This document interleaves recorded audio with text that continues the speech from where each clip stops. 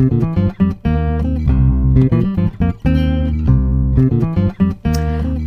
think I taught at AUT for about 10 years, and but was always very keen on clinical supervision and, in fact, showing students clinical things, not always just watching, but, you know, being with them and enjoying that relationship with the patient and the student. And so after 10 years, I decided that perhaps I had done my dash in teaching. And often when you start to teach things for the fifth or sixth time, you think, maybe I've done this too often. And so I decided that I would stop. And so I retired for the first time, or I suppose the second time in my life, because the first time was when I stopped teaching in London and thought I would never probably go back. And so this was my second retirement. And it didn't last very long because a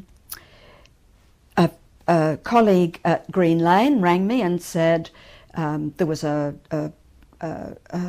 maternity leave placement coming up, and it was actually working in the community, and it was actually with COPD patients.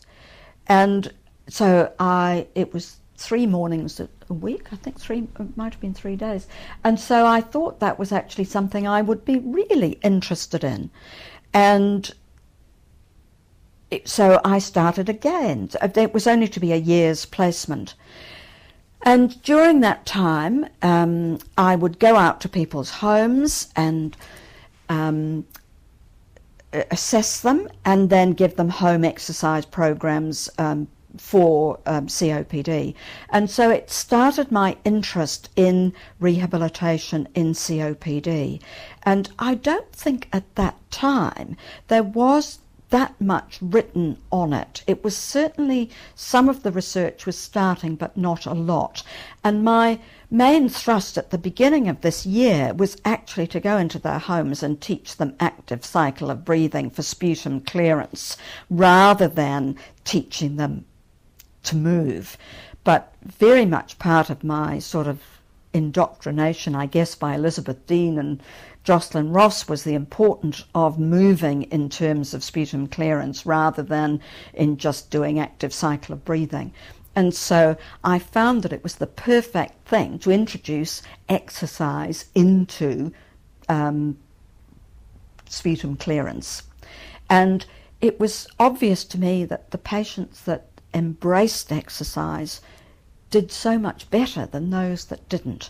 And I mean, one has to say that sputum clearance is always a difficult thing for patients, and always difficult to do it as a routine. But I did see some, as part of this role, some patients with bronchiectasis who were taught sputum clearance, some people with COPD, but they were all patients with chest problems.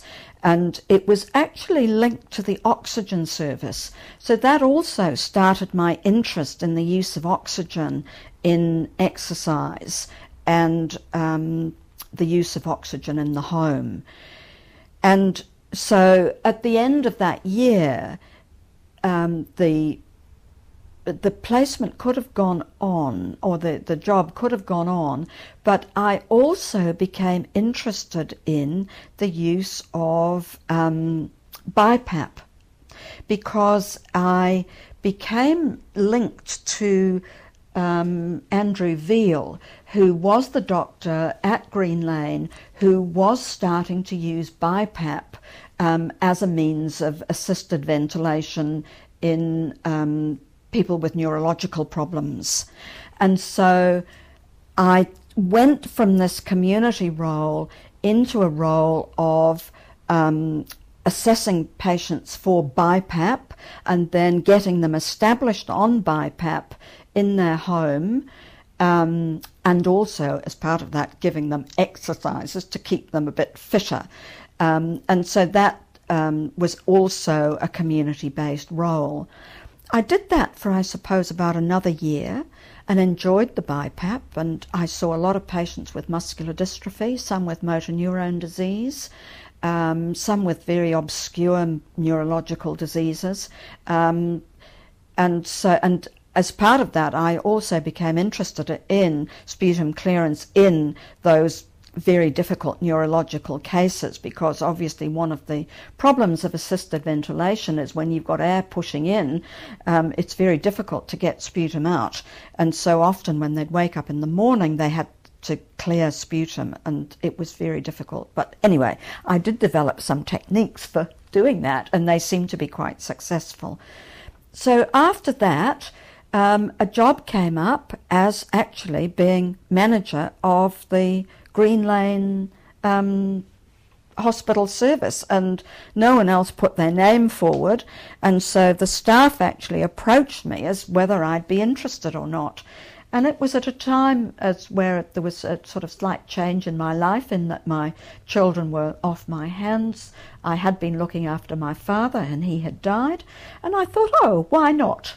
And so I then sort of moved from doing these community things into the hospital and being in charge of the department. It was supposedly a 0.5 managerial and a 0.5 clinical role, and I was tremendously fortunate because as part of I'd become very closely linked with the respiratory medicine department, and I had become very interested in exercise as part of COPD rehabilitation, and as part of that I saw it, and they saw it also, that I could set up the pulmonary rehabilitation service for respiratory medicine. So my clinical role became pulmonary rehabilitation, and also the research attached with it, and it was just the perfect job for me, really. And also I could continue some of the BiPAP stuff. I could continue seeing patients who had motor neurone disease and show them sputum clearance. So I had a very, very happy, I think probably about, might have been 10 years of working at Green Lane, doing all the things I'd actually fallen into but grew to love, and also an interest in research.